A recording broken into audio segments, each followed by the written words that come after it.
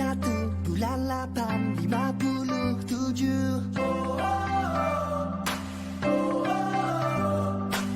Perjuangkan, pertahankan tanah airku.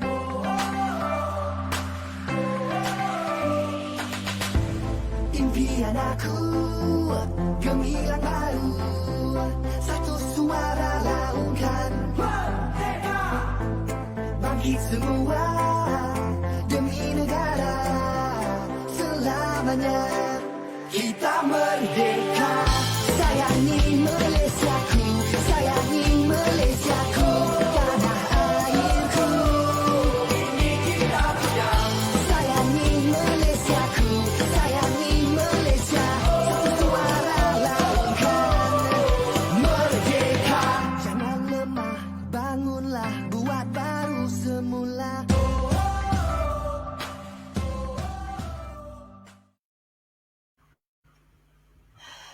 Bismillahirrahmanirrahim. Assalamualaikum warahmatullahi wabarakatuh. Alhamdulillah, summa alhamdulillah.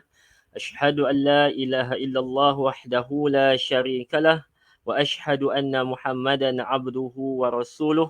Qala rabbi shrah li sadri wa yassir li amri wahlul 'uqdatam min lisani yafqahu qawli, amma ba'd.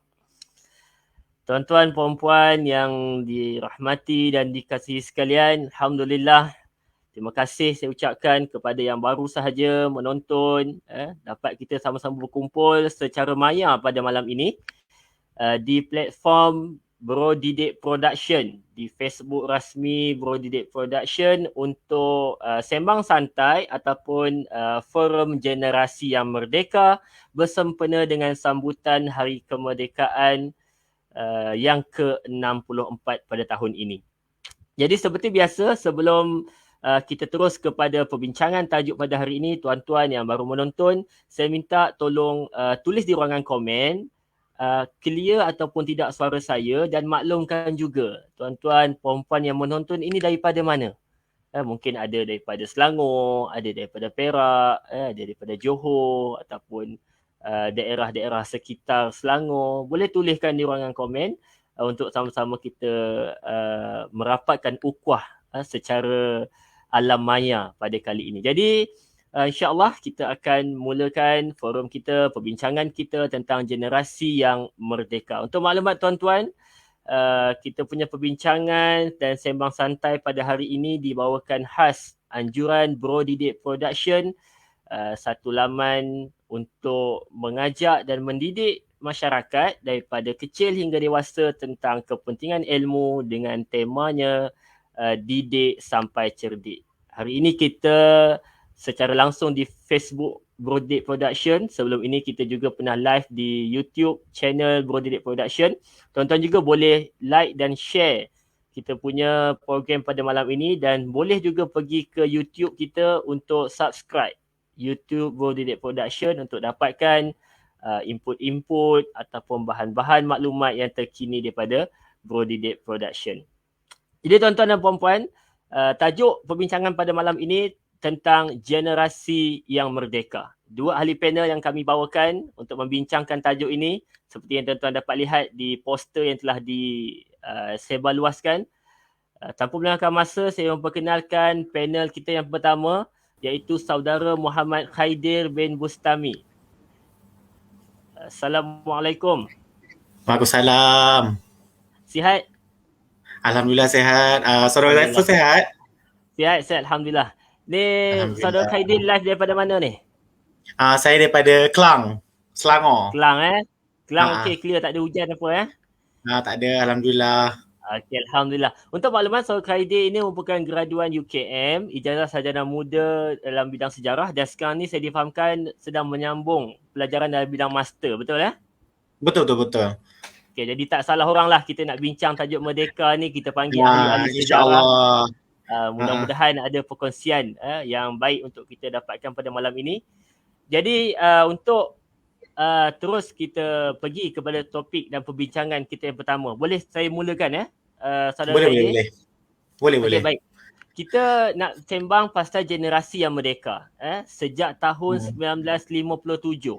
bila Tuanku Abdul Rahman melaungkan kata-kata keramat merdeka, merdeka, merdeka sampai ke hari ini, boleh saya katakan setiap tahun sambutan Hari Kemerdekaan itu diadakan. Malah kalau kita lihat hari ini, waktu pandemik ini pun, kita ingatkan tak ada sambutan, tapi ada juga sambutan walaupun dilakukan secara maya. Betapa signifikannya kita dengan kemerdekaan.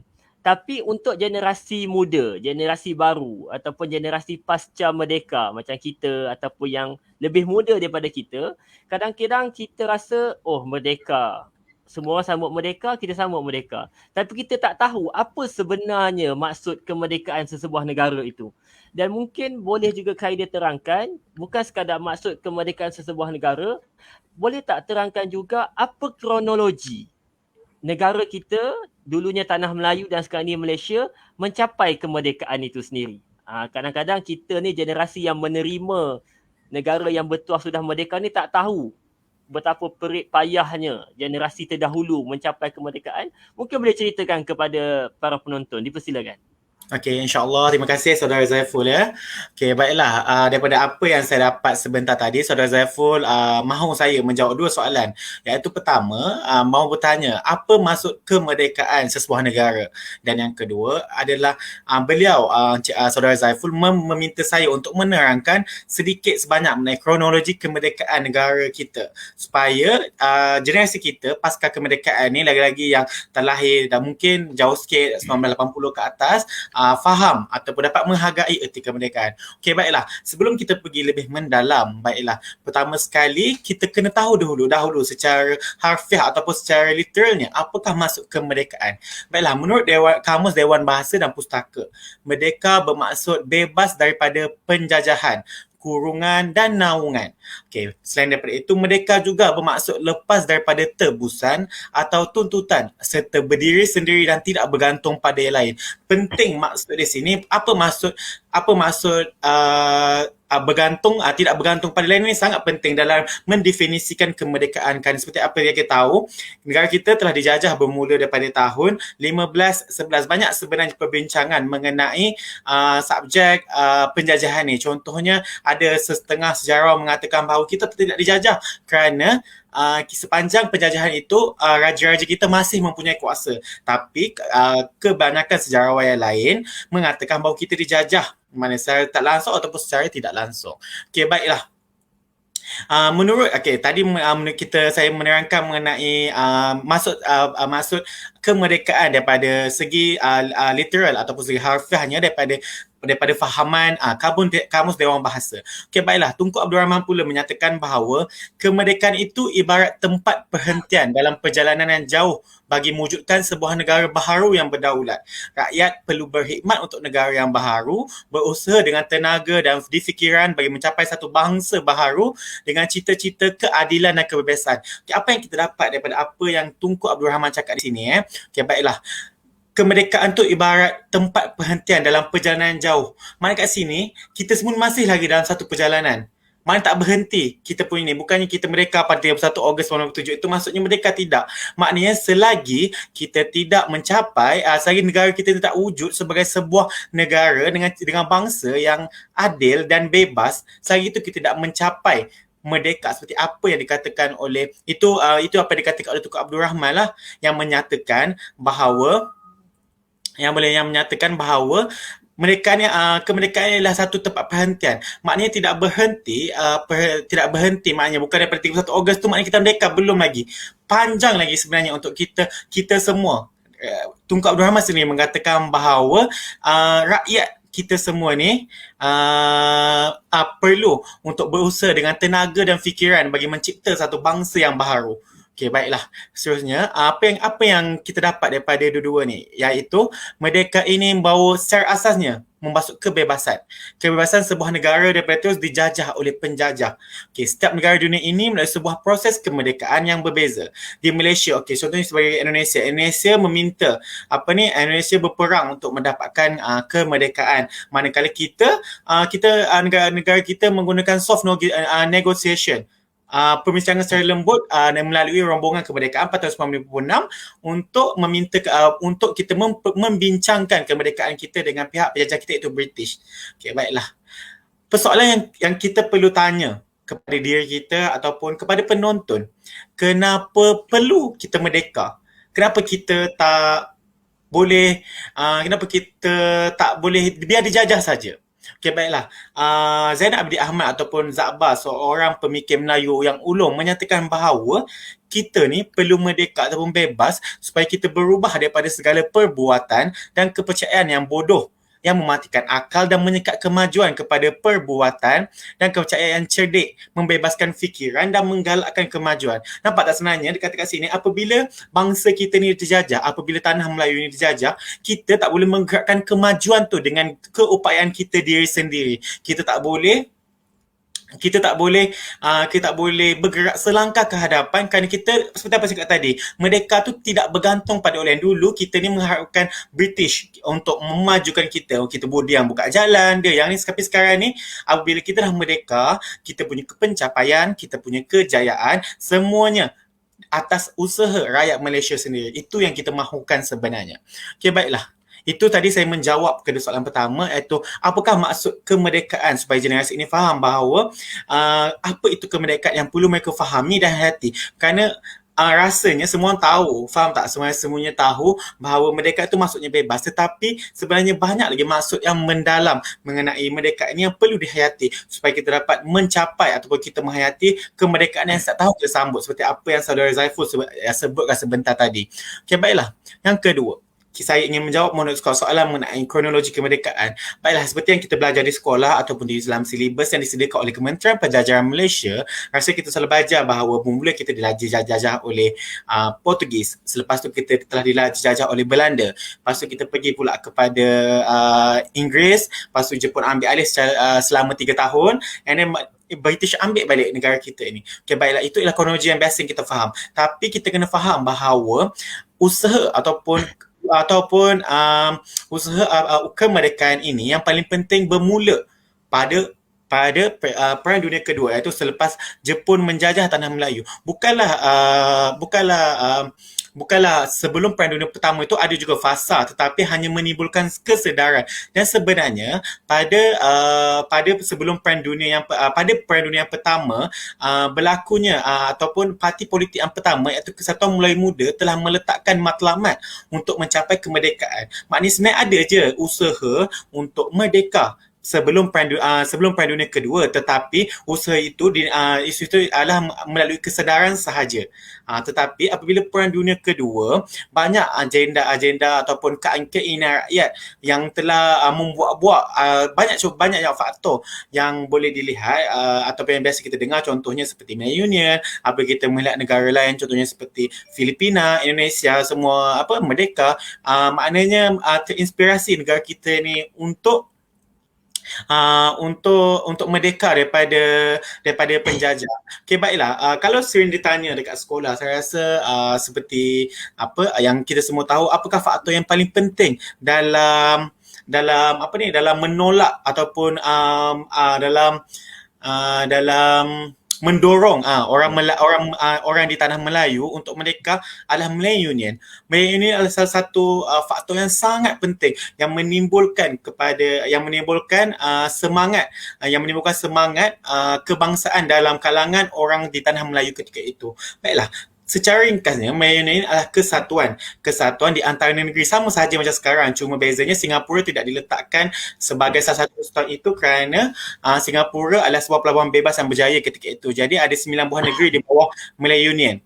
Tetapi apa yang membuatkan orang Melayu marah ketika itu adalah kerana kuasa raja akan dipindahkan kepada raja di British. Maknanya kuasa raja tidak terpancar melalui raja-raja Melayu, tetapi melalui raja British, iaitu Queen Elizabeth. Okay, jadi kat sini, maknanya kat sini masa ini telah memacu ataupun mendorong orang Melayu untuk bangkit, untuk menentang Melayu Union. Antara sebab lain orang Melayu yang menentang Melayu Union, kita boleh tahu melalui Harold McMichael memaksa raja-raja Melayu untuk tanda tangan surat untuk bersetuju mengenai Melayu Union. Itu telah mendorong orang Melayu untuk mengadakan bantahan. Dan yang paling penting, apa yang berlaku adalah Kongres Kesatuan Melayu Satu Malaya yang telah menyebabkan penubuhan UMNO yang sampai sekarang ini masih lagi menjadi isu semasa yang sangat-sangat hangat. Okey, baiklah. Baiklah, apa selepas MAU ni telah digantikan dengan Persekutuan Tanah Melayu 1948. Okey, baiklah. Selepas itu UMNO telah menjadi sebuah parti politik yang sangat penting dalam ekologi politik di Malaysia. Okey, jadi dan mereka mula merangka kemerdekaan dengan pihak British dan apa yang paling penting sekali, British telah meletakkan beberapa syarat dan antara syarat yang paling penting untuk Tanah Melayu merdeka ketika itu adalah pilihan raya. Okey, baiklah. Kenapa pilihan raya ini merupakan salah satu benda paling penting yang ditekankan oleh British? Yang pertama, kerana itu adalah salah satu asas utama dalam pengamalan sistem demokrasi di sebuah negara merdeka. Bagi Persekutuan Tanah Melayu ketika itu, ia merupakan tindakan awal oleh pihak British yang dalam proses menyerahkan secara beransur-ansur status berkerajaan sendiri kepada Tanah Melayu. Pandainya British ni, dia tak buat terus pilihan raya persekutuan. Mula-mula dia mulakan dengan pilihan raya bandaran Pulau Pinang pada tahun 1951. Lepas tu dia buat pula pilihan bandaran Kuala Lumpur. Dan pada tahun 1955, mereka telah buat pilihan raya persekutuan yang pertama yang telah dimenangi oleh UMNO, Parti Perikatan bukan UMNO. Parti Perikatan sebanyak 51 daripada 52 kerusi. Satu lagi kerusi yang dimenangi oleh orang PAS.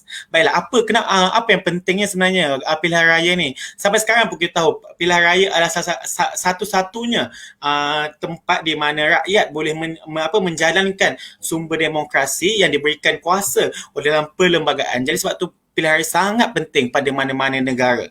Okey, baiklah. Selain itu, apa lagi yang dilihat oleh British, mereka ada kerjasama dalam kaum. Malaysia Tanah Melayu pada masa itu ada majoritinya Melayu, Cina dan India. Dan masa itu Parti Perikatan sahaja yang menawarkan parti politik berbilang kaum ketika itu. Dan kerana elemen penduduk itu penting dalam membina sebuah negara di Tanah Melayu, maka Perikatan Thai dapat ditunjukkan ada kerjasama kaum, kesediaan dan keinginan rakyat untuk merdeka dan berkaum, dan dapat dibuktikan dengan kemenangan Parti Perikatan di pilihan raya dapat meyakinkan British untuk melakukan rundingan bagi mencapai kemerdekaan. Okey, baiklah, selepas tu mencapai, kita tahulah telah sampai pula kepada rundingan kemerdekaan 1946. Dan selepas itu, apa yang paling penting adalah selepas pulangnya daripada rumah kemerdekaan, British telah membuat satu Suruhanjaya Raid untuk membincangkan perlembagaan yang sampai sekarang digunakan. Okey, baiklah. Apa yang kita boleh faham, dan pada tahun 1957, mana 31 Ogos 1957, seperti apa yang dikatakan oleh saudara Zaiful Faizal tadi, kita telah merdeka daripada sebarang penjajah, dan sampai sekarang benda itu telah memberikan kesan kepada kita semua. Okey, baiklah. Saya rasa itu sahaja untuk yang menjawab persoalan saya, iaitu yang pertama mengenai maksud kemerdekaan dan juga yang kedua kronologi kemerdekaan.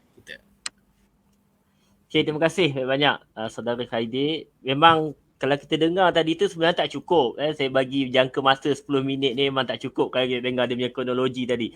Cuma saya tertarik apabila saudara Khairi menyatakan kemerdekaan itu dia tidak terhenti. Maksudnya lepas 1957 tu kita merdeka, dia bukan di situ sahaja. Kemerdekaan itu perlu dijaga supaya dia berterusan, supaya dia tidak dijajah kembali, dan perkara-perkara yang tidak diingini lah supaya dia tidak berlaku.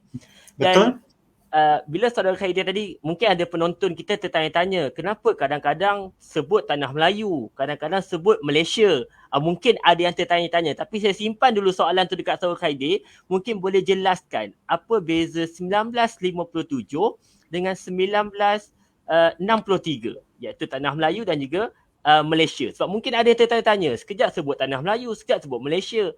Dan kadang-kadang pun jadi isu. Ada cakap, 1957 ni kami je merdeka, sebahagian negeri tak merdeka lagi. Kita tak nak macam tu.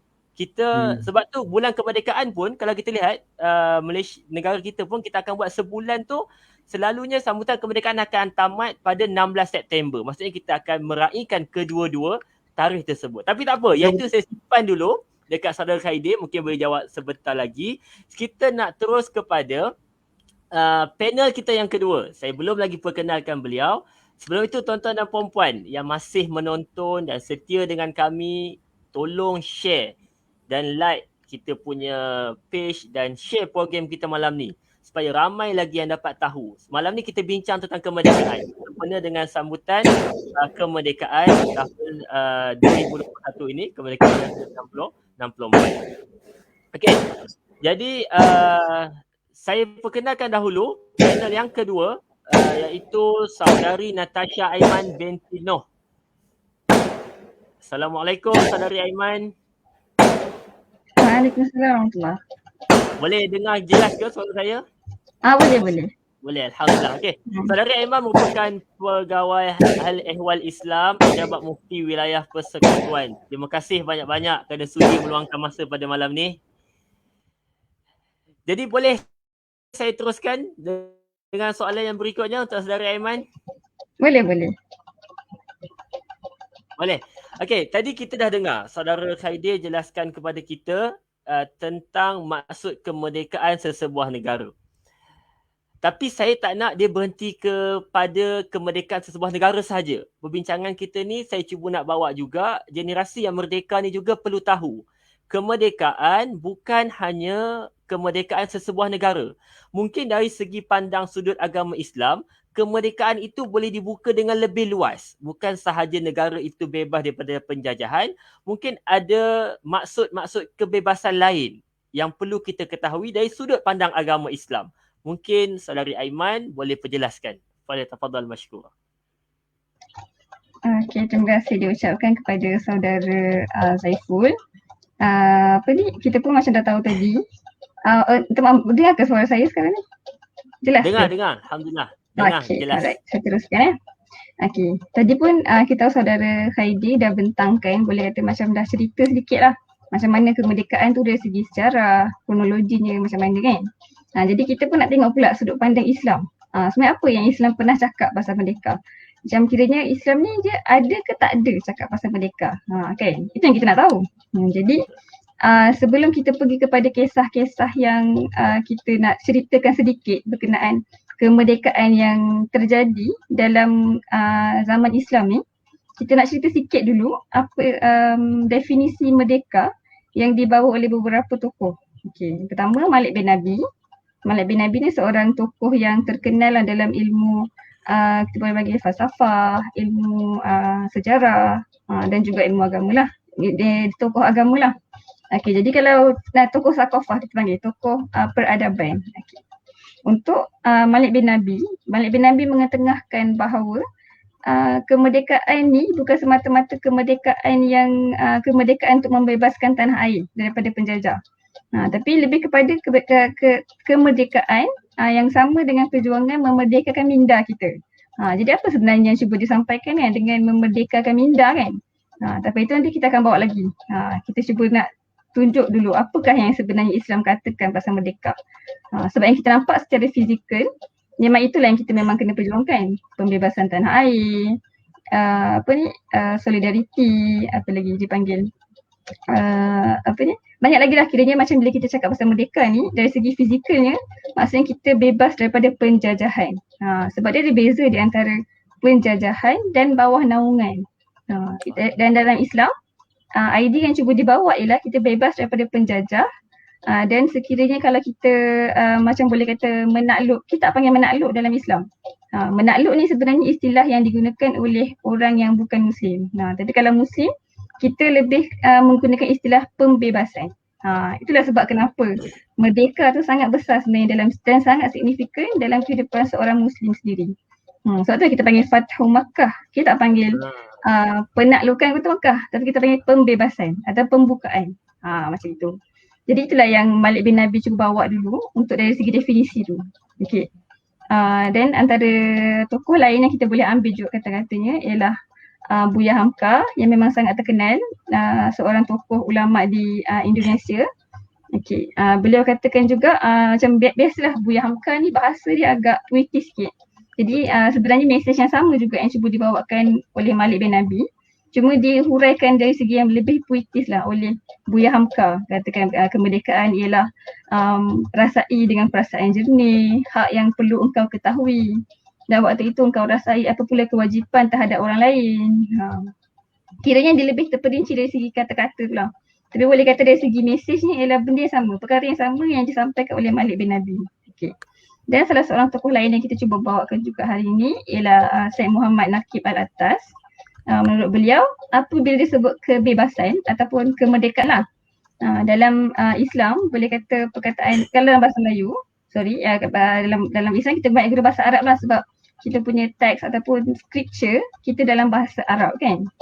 Tapi dalam bahasa Melayu kita nampak persamaan tau antara kemerdekaan dengan kebebasan kan. Dia macam satu perkataan yang sama kan. Tapi sebenarnya dia ada satu sedikit perbezaan yang sangat kecil lah.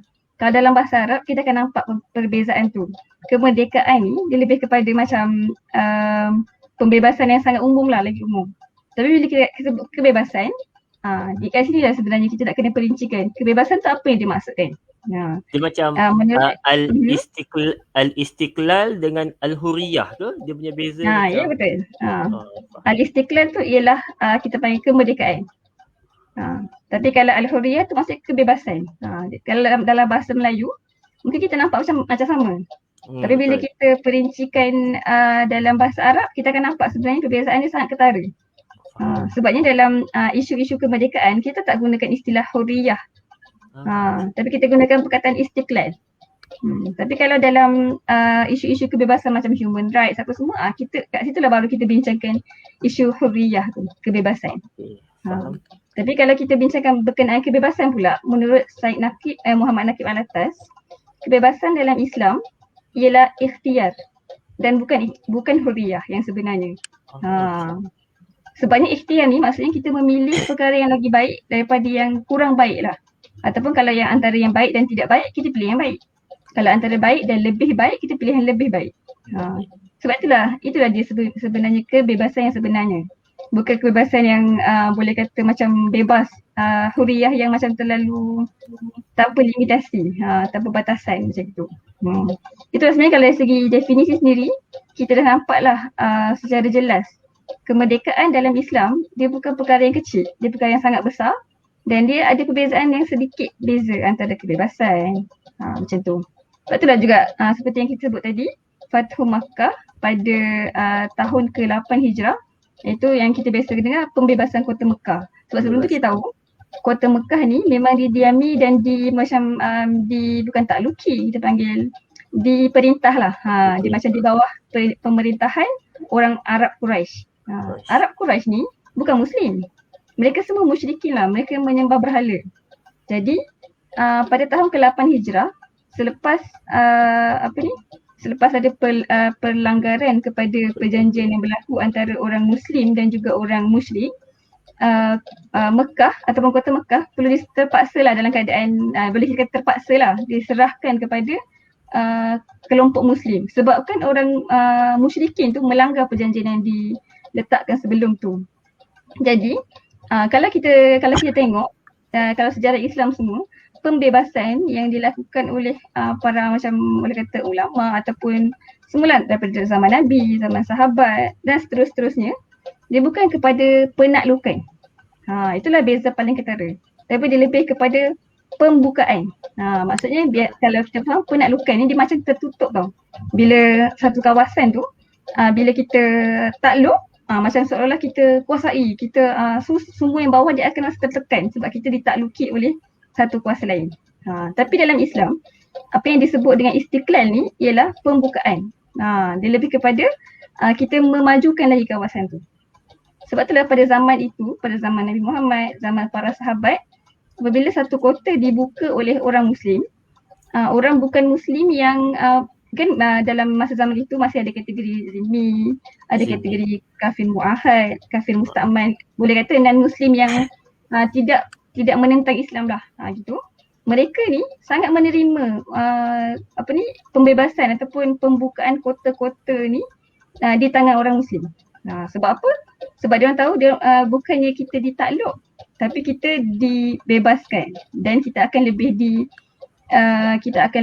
macam apa kita panggil lebih kata macam sebelum ni kalau ekonomi ke atau apa tu dia kurang flourish, kurang berkembang. Tapi bila lepas dibebaskan kota tu, dia akan lagi berkembang, dia akan ada lagi satu undang-undang yang lebih tersusun, ada perbezaan, so kezaliman ditentang. Dia lebih adil. Ya betul, lebih meletakkan sesuatu pada tempatnya. Sebab itulah sebenarnya boleh kata kemerdekaan dalam definisi Islam dia lebih terperinci dan dia lebih nampak dia punya impak positif tu. Sebabkan itulah galakan-galakan ni semua kalau kita bawa kepada hingga ke zaman mengikut kronologi yang macam saudara Khairil cerita tadi kan, macam mana negara kita dijajah kemudian dibebaskan semula, macam mana kronologi tu semua. Kita sebelum tu lagi sebenarnya Melaka ataupun kalau kita panggil sekarang tanah Melayu, sekarang kita panggil Malaysia lah kan. Malaysia. Tapi sebenarnya Malaysia ni yang dulu ialah Kerajaan Kesultanan Melayu Melaka. Betul tak saudara Khairil? Kesultanan Melayu Melaka. Jadi Kesultanan Melayu Melaka dulu memang ada satu hubungan diplomasi yang kuat dengan Kerajaan Uthmaniyah pada zaman dulu. Jadi sebenarnya memang kronologi tu tetap ada. Cuma ni bila berlaku penjajahan apa semua tu, sistem ataupun sistem kemerdekaan tu sebenarnya dia jadi lain. Sebenarnya kita ditakluk lah selepas tu. Sebab itulah mulalah kita ada macam ditekankan dengan semangat nasionalisme, patriotisme, sebab kita kena bebaskan diri kita daripada taklukan orang luar. Dan kita pun tahu orang luar yang menakluk kita tu dia bawa 3 prinsip kan. Ini yang saya belajar dari sekolah menengah lah, sebab setakat sejarah setakat itu je lah sekolah menengah kan. Jadi dia bawa 3G tu kan. So antara yang dibawa ialah gospel. Gospel tu ialah ajaran agama lah. Sebab itulah sebab antara kenapa mereka mahu menakluk sangat-sangat kota Melaka ni, disebabkan mahu macam boleh kata meruntuhkan lah kerajaan Melayu Muslim pada zaman itu. Sebab ini antara kerajaan yang paling kuat lah. Kan dia ada 3 kerajaan utama Muslim pada zaman tu sebenarnya. Yang pertama Melaka sendiri, dan dikenali sebagai pusat ekonomi. Jadi macam pusat ekonomi orang Muslim semua bertumpu di Malaysia lah kita panggil sekarang. Kalau dulu kita panggil Kota Melaka kan, Kesultanan Melayu Melaka. Sekarang kita panggil Malaysia tu sendiri. Satu lagi kawasan ialah Mesir. Mesir ialah kawasan dipanggil apa tu? Kawasan pertahanan. Pertahanan tu kira macam tentera terkuat pada zaman itu. Jadi sebenarnya masa tu ada 3 kawasan.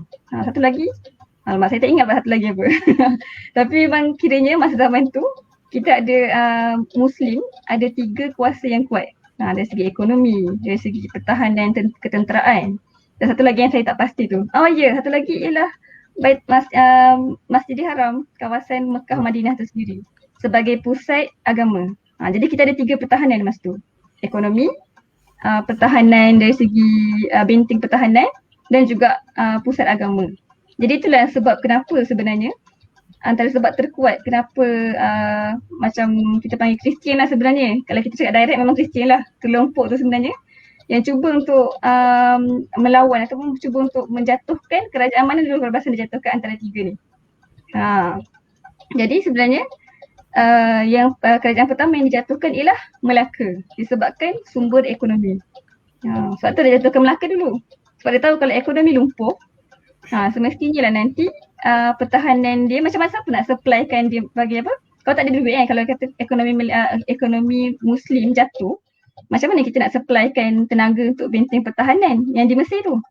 Jadi sebenarnya kalau ikut sejarah, kalau kita kaji sejarah Islam secara whole, secara penuh, kita akan nampak kat situ. Memang dia mulakan dengan Melaka dulu, kemudian ke Mesir dan dia cuba jatuhkan Masjidil Haram, tapi memang itu memang kita sedia tahu memang dalam perlindungan Allah. Itu sebenarnya kenapa perbezaan yang besar di antara kemerdekaan dalam Islam dan juga kemerdekaan dalam pendapat orang bukan Islam. Macam tu. Kita tak panggil orang barat lah, sebabnya tak semua orang barat sekarang ni tak Muslim. Ada juga orang barat Muslim kan. So kita just panggil Muslim dan bukan Muslim lah. Macam tu. Jadi untuk yang dari segi kata definisi tu, itulah sebenarnya kemerdekaan dari segi sudut pandang Islam. Dia lagi luas lah. Macam tu. Okay, terima kasih banyak Saudari Aiman. Memang selalu kita tahu merdeka bebas. Tapi bila kita tengok dari sudut pandang Islam, dia bukan sahaja bebas, tapi saya tertarik bila Saudari Aiman kata tadi, ialah keadilan. Sampai bila sesuatu tempat itu dibuka oleh orang Islam ataupun kemerdekaan yang dibawa oleh orang Islam di suatu tempat, orang bukan Islam juga merasakan nikmat dia. Dan kalau saya boleh relatekan dalam keadaan kita situasi hari ini di Malaysia pun, dalam keadaan tanah Melayu itu merdeka, Malaysia itu merdeka, dan di bawahnya juga kaum-kaum lain, etnik-etnik lain masih boleh menerima manfaatnya daripada kalau kita kata kaum majoriti, Bumiputera dan Melayu itu majoriti, tetapi kaum-kaum lain yang minoriti juga menerima manfaat dan juga keadilan untuk semua. Itulah pembukaan dan juga kemerdekaan dari sudut pandang Islam. Keadilan itu penting, itu meletakkan sesuatu pada haknya. Okey, jadi tuan-tuan dan puan-puan, kita masih lagi bersiaran. Jangan tukar anda punya Facebook. Masih lagi di channel Bro Didik Production punya page. Dah 36 minit kita membincangkan tajuk Generasi yang Merdeka. Kita akan pergi kepada pusingan kedua. Tapi sebelum itu saya nak ingatkan pada tuan-tuan dan puan-puan yang belum tekan butang share, sila tekan butang share sekarang. Sebab jarang kita sembang isu kemerdekaan kecuali pada bulan kemerdekaan, terutamanya hari kemerdekaan. Itu kelemahan kita. Kita ni selalunya bermusim. Jadi Bro Didik Production bawakan hari ini, kita bincang sikit tajuk kemerdekaan untuk kita ingat balik, kita study balik tentang kemerdekaan. Jadi kongsikan, tekan button share ni, pastikan dia ada dekat anda punya front page, muka depan dan sebagainya. Saya ramai lagi kawan-kawan yang boleh tengok. Dan tuan-tuan dan perempuan juga yang ada soalan, macam nak tanya, boleh tulis di ruangan komen. InsyaAllah di sesi pusingan ketiga nanti, last nanti, kita akan tanya soalan-soalan tuan-tuan dan perempuan kepada ahli panel kita untuk mereka jawab lah. Saya memang takkan jawab lah. Saya moderator, saya tanya soalan sahaja. Diorang yang akan jawab. Okey, kita akan pergi kepada pusingan kedua. Okey, dah bersedia ke panel kita? Saudara Khairil, boleh kita teruskan? Okey, boleh, tak ada masalah. Okey. Mungkin untuk pusingan kedua ni, mungkin dalam 2 minit yang pertama tu boleh cerita sikit tadi yang saya cakap beza antara tanah Melayu dan juga Malaysia tadi tu. Takut ada yang confuse lagi. Yang kedua, yang soalan yang saya nak tekankan juga ialah, kalau kita lihat generasi kita hari ni lah, kita tak pernah mengangkat senjata. Kita tak pernah nak pergi berunding ke London untuk mencapai kemerdekaan. Jadi mungkin kita rasa macam endah tak endah tentang kemerdekaan. Macam merdeka, aku dah lahir-lahir pun aku dah ada iPad, lahir-lahir pun aku dah ada laptop depan mata, dah ada kereta apa semua. So tak tahu kepayahan kemerdekaan dan dijajah dan sebagainya tu. Jadi untuk meningkatkan semangat patriotisme dalam diri kita, sebab kita tengok ada kes yang sampai bakar bendera, gantung bendera terbalik, macam-macam isu-isu patriotisme yang ada dalam diri kita ni yang perlu kita perkuat dan perkukuhkan. Terutamanya generasi pasca kemerdekaan lah. Datuk nenek kita jangan cakap. Datuk nenek kita kalau kita buat benda pelik-pelik sikit yang bertentangan dengan kita kata apa, cara mereka mencapai kemerdekaan, dia akan marah. Dia akan cakap, kau ingat tak dulu zaman Jepun, makan ni, makan tu, dia akan ungkit balik. Kalau kita membazir makan nasi pun dia akan cerita. Kau ingat tak dulu kita orang makan waktu zaman Jepun, nasi pun, beras pun tak jumpa, contoh. Tapi kita ni semangat patriotik kita hilang, kita dah makin, maaf kalau saya katakan, kita boleh katakan kita semakin hanyut dengan pemodenan. Sehingga mungkin sebahagian kita melupakan semangat patriotik itu. Jadi mungkin saudara boleh jelaskan sedikit apa cara untuk kita meningkatkan semangat patriotik dalam diri kita supaya dia tidak bermusim.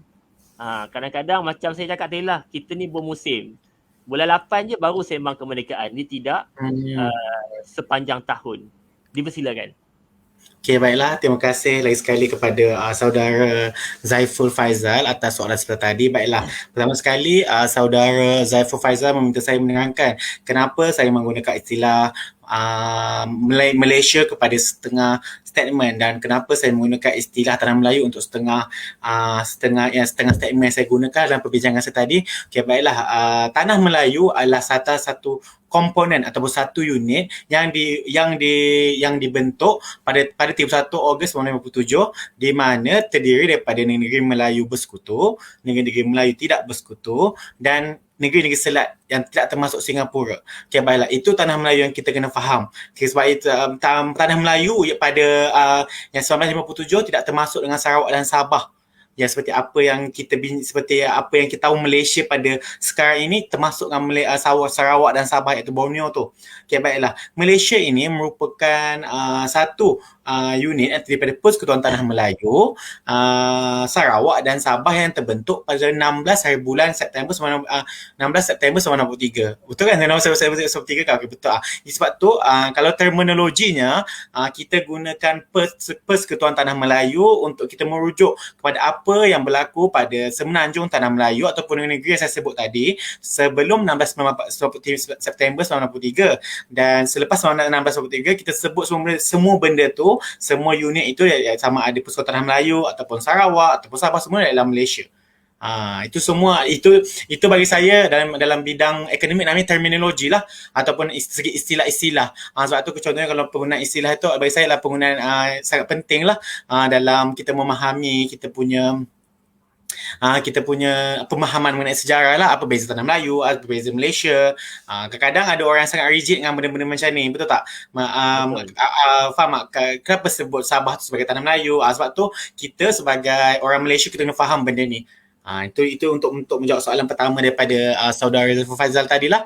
Okay, baiklah. Soalan yang kedua tadi adalah beliau bertanya kepada saya apa yang perlu dilakukan oleh generasi pasca kemerdekaan untuk terus mempertahankan tanah air dan meningkatkan semangat patriotik agar sambutannya tidak bermusim. Okey, baiklah. Pertama sekali, bagi ini pendapat peribadi saya, proses untuk mendapat semangat patriotism tu sangat susah, bukannya satu benda yang kita boleh capai dalam masa satu hari. Okay, baiklah, seperti apa, ada peribahasa daripada Afrika yang menyatakan bahawa it takes a village to raise a child, di mana kita perlukan satu kampung untuk kita melahirkan seorang kanak-kanak tu. Dia boleh digunakan juga, kita memerlukan semua orang untuk memastikan bahawa kanak-kanak kita ini faham mengenai semangat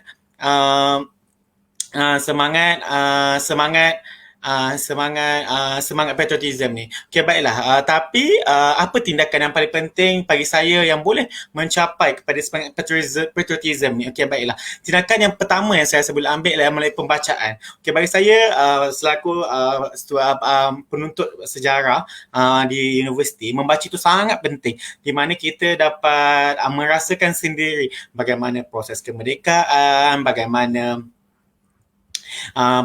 kita bila kita belajar sejarah secara di universiti, kita akan baca dokumen-dokumen yang mana kita boleh tengok sendiri apa sebenarnya yang berlaku suatu perundingan kemerdekaan. Sebab dulu sangat orang British sangat mementingkan dokumen-dokumen ni. So kalau siapa yang ada masa boleh pergi ke Arkib Negara Malaysia untuk baca benda-benda ni. So kita boleh rasa benda tu, oh macam ni yang berlaku sebenarnya. Kadang-kadang benda kita baca kat social media tu tak sama dengan apa yang kita baca dekat Arkib Negara. Itu yang saya boleh beritahu lah. So kalau kita nak, apa yang paling penting adalah pembacaan. Pembacaan ni akan bawa kita kepada satu level yang saya rasa kita akan mudah untuk memahami, kemudian kita akan menghayati proses kemerdekaan ataupun kita boleh menghayati sendiri makna kemerdekaan itu. Okay, baiklah. Tapi saya faham bahawa tak semua orang suka membaca. Saya tanya pada kawan saya ataupun anak-anak buah saya sendiri, mereka semua bukan jenis yang membaca. Mereka lagi suka tengok video kat YouTube, mereka lagi suka tengok posting dekat media sosial, benda viral. So kat situ saya cakap tadi, it takes a village to raise a child. Sebab tu kita perlukan semua orang untuk memainkan peranan dalam kita melahirkan anak-anak ataupun bangsa yang seterusnya yang mempunyai sebab patriotism. Okay, baiklah. Seperti apa yang dikatakan oleh mendiang Profesor Khoo Kek Kim, beliau selalu menegaskan bahawa untuk membentuk sebuah negara amat penting sekiranya sebuah sekolah didirikan terlebih dahulu. Okay, menunjukkan bahawa pendidikan amat penting. Pendidikan ni bukan sahaja kita ada cikgu, kita kena ada sukatan, kita kena ada juga peranan daripada pihak kerajaan. Maknanya sekolah tu bukannya daripada cikgu je kita cikgu kena faham apa sebenarnya yang cuba disampaikan melalui sukatan pembelajaran.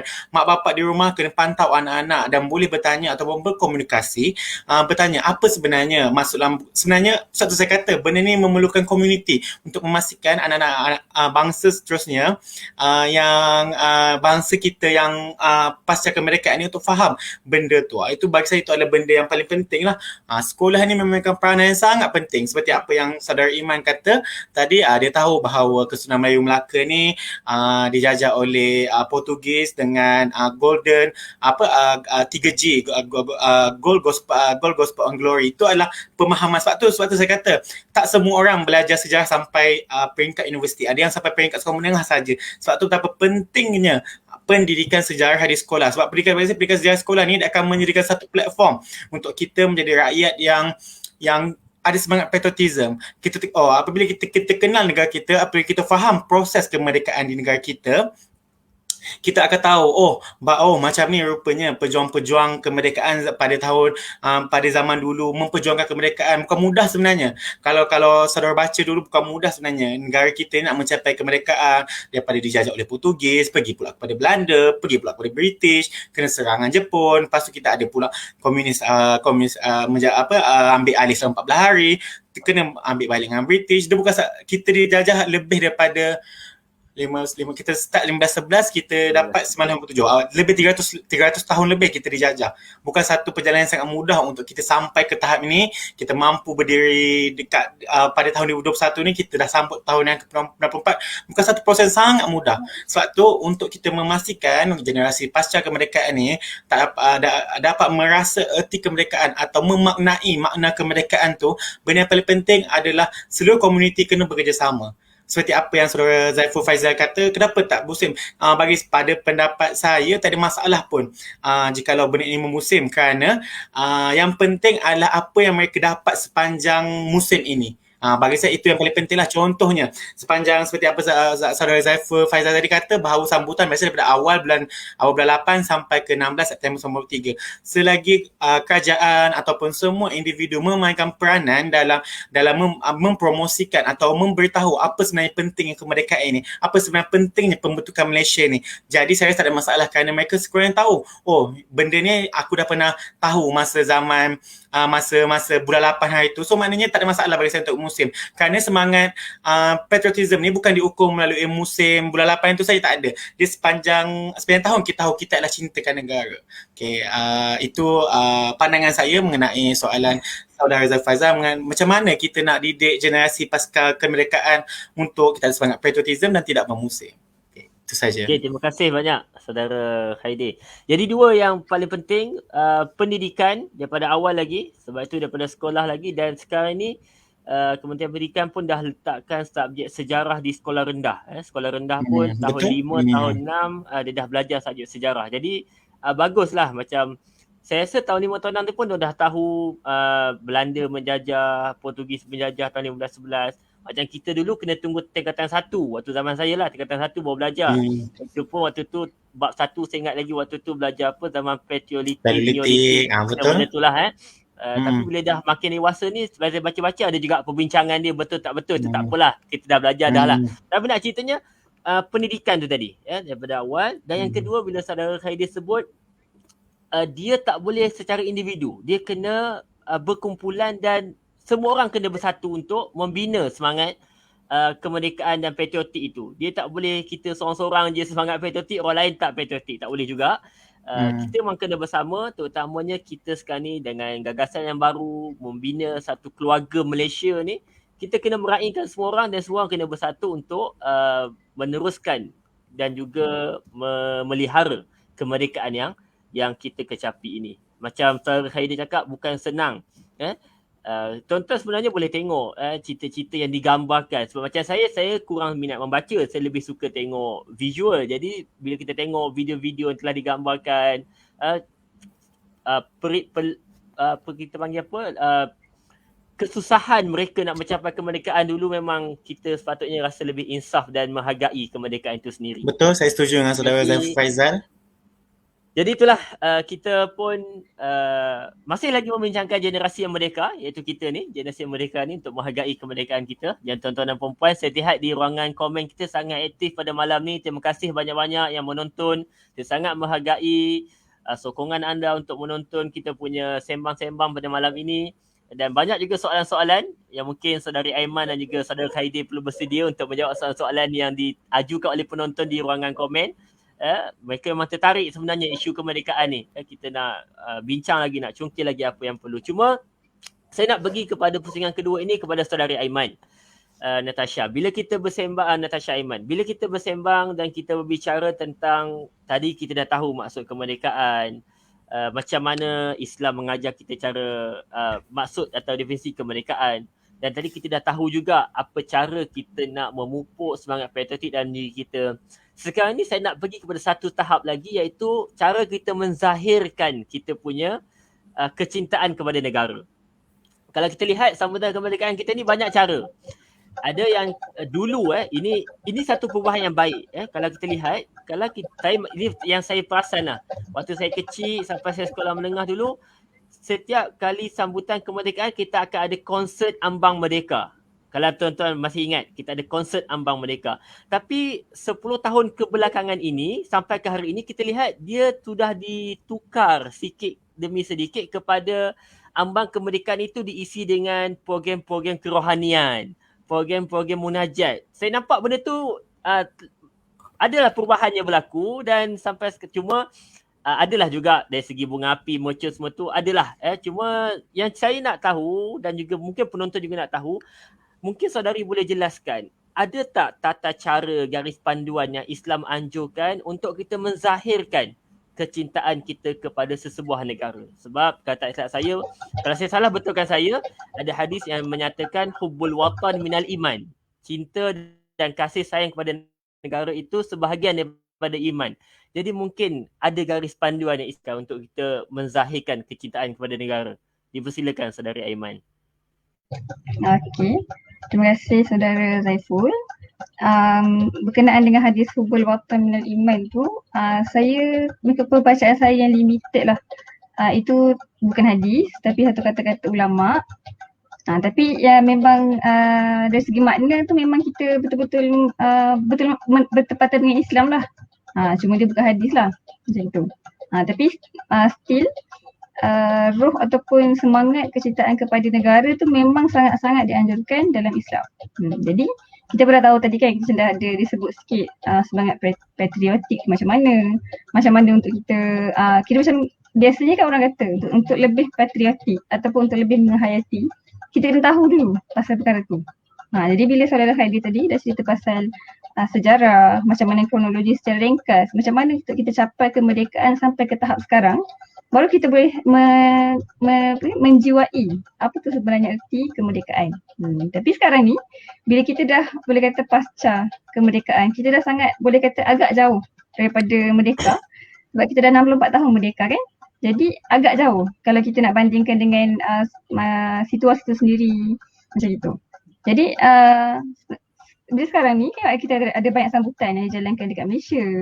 Yang mula-mula dulu mungkin kita mulakan dengan konsert. Itulah sambutan yang diterima pada zaman itu. Tapi bukanlah maksudnya diterima syarat ke apa tu, itu cerita lain lah. Tapi dari segi penerimaan masyarakat, itulah perkara yang paling menzahirkan lah kecintaan kepada negara. Macam tu. Tapi jadi sekarang ni apa kita nak gariskan pula berkenaan tata cara Islam. Jadi sebenarnya Islam kasih ke tak kasih kita berkonsert ni. So Islam kasih ke tak kasih kita main mercun. Macam jadi kita nak tahu kat situ dulu. Jadi untuk kita memahami dulu adakah benda tu dibolehkan ataupun tak dibolehkan dalam Islam. Kita pegang dulu satu kaedah ni dalam usul fiqh, kita sebut al-aslu fil asya' al-ibahah, ataupun ada setengah menyebut al-aslu fil asya' al-muamalat al-ibahah. Maksudnya asal ataupun hukum asal kepada perkara-perkara yang tidak melibatkan ibadah lah. Yang muamalat ni dalam istilah fiqh ni lebih kepada selain ibadah.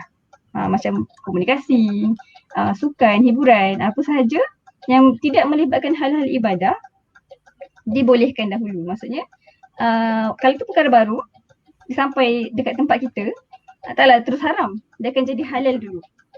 Sampailah ada dalil yang mengatakan perbuatan tu mirip kepada perkara yang haram atau memang dia jelas haram, baru dia akan jadi haram. Saya bagi contoh ringkas dulu untuk kita senang faham.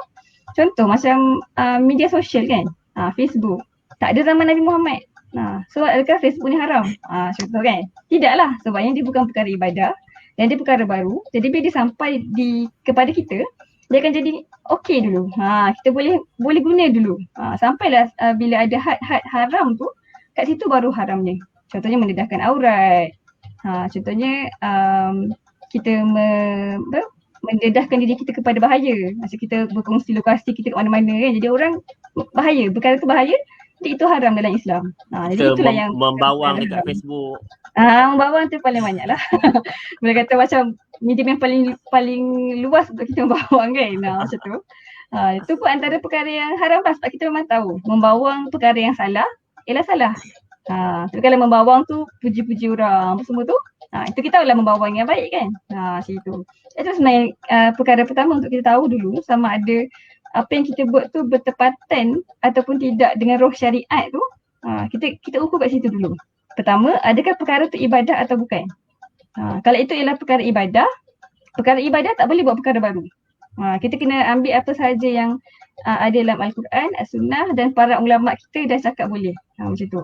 Tapi kalau perkara bukan ibadah, selain ibadah macam main badminton ataupun tengok video, itu kan bukan perkara ibadah.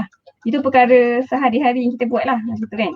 Dan kalau kita niatkan jadi ibadah lah, macam tu cerita lain lah. Okay. Jadi perkara-perkara macam ni, kita perlu tengok balik dia punya kenapa kita buat.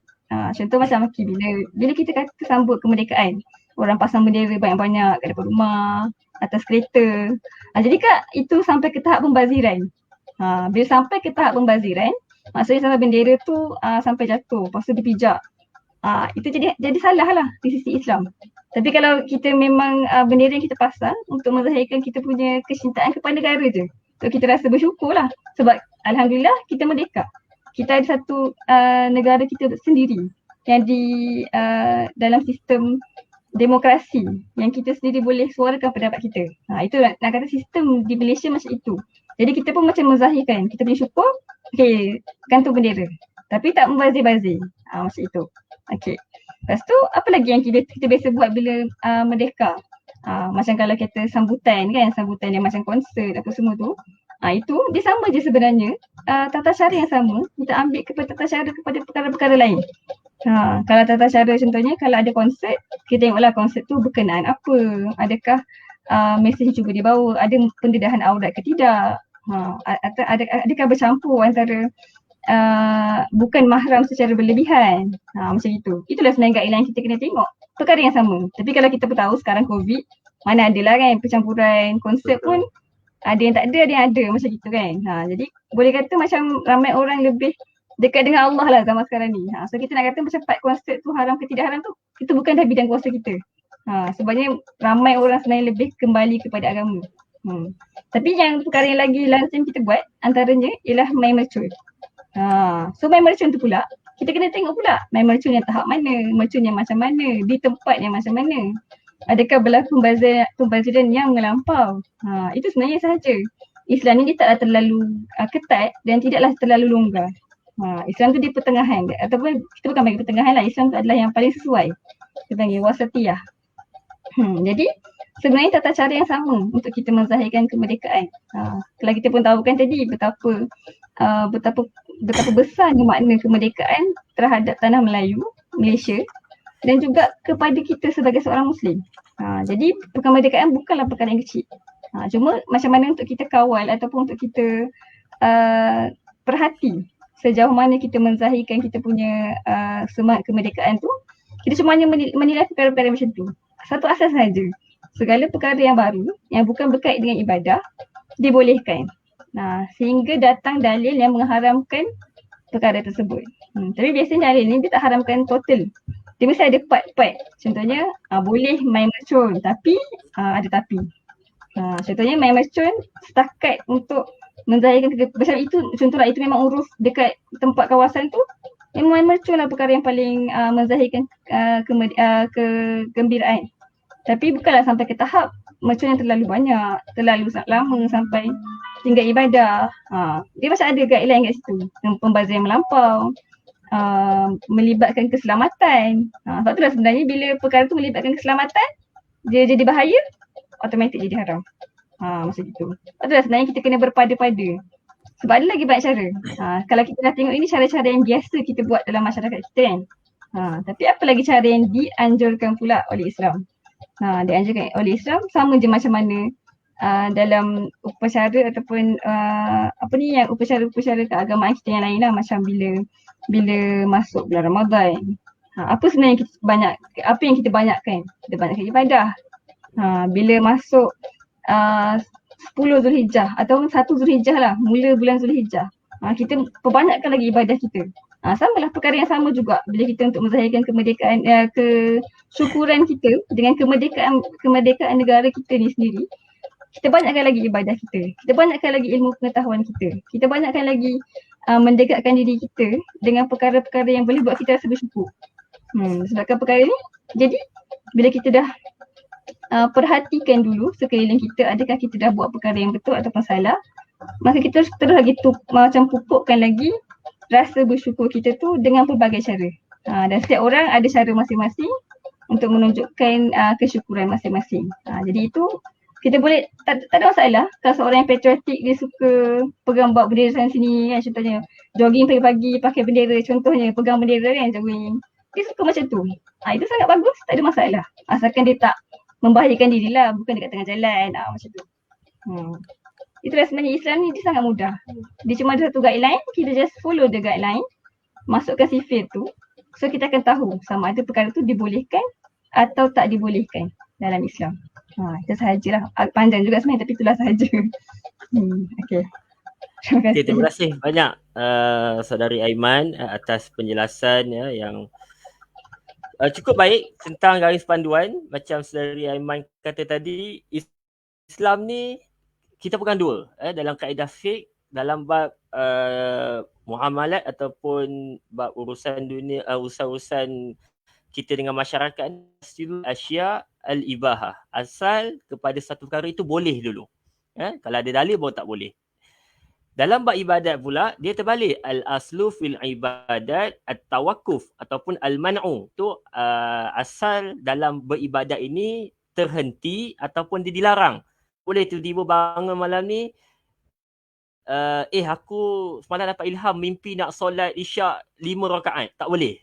Dia terhalang kecuali ada dalil yang suruh. Dia macam tu. Jadi dalam bab cara kita meraihkan kemerdekaan tadi, kecintaan tadi, macam Saudari Aiman kata, boleh dulu tapi kita tengok sampai tak membazir, sampai tak tahap kita membahayakan nyawa kita kan. Macam bergembira sangat kemerdekaan, pergi terjun bangunan. Tak boleh juga macam tu. Tanpa ada keselamatan dan sebagainya. Jadi itu sangat penting. Dan juga saya suka nak ambil sedikit kalau kita lihat dalam peristiwa pembukaan Kota Mekah, bila Nabi dah berjaya masuk dan buka Kota Mekah, kalau kita ingat dalam surah Iza Ja'a Nasrullahi wal Fath, Allah sebut dekat dalam ayat tu, fasabbih bihamdi rabbika wastarf. Ada dua benda juga yang perlu kita, Saudari Natasha sebut tadi, kita kena perbanyakkan kita punya ibadat dan sebagainya tadi, dan dua benda itu ialah apa? Memperbesarkan Allah dengan istilah tasbih. Fasabbih bihamdi rabbika wastarfi, bertasbihannallah dan juga beristighfar. Itu juga tanda kita gembira, tanda kita menghargai dan bersyukur akan kemerdekaan yang kita ada. Jadi itulah sedikit sebanyak perkongsian kita.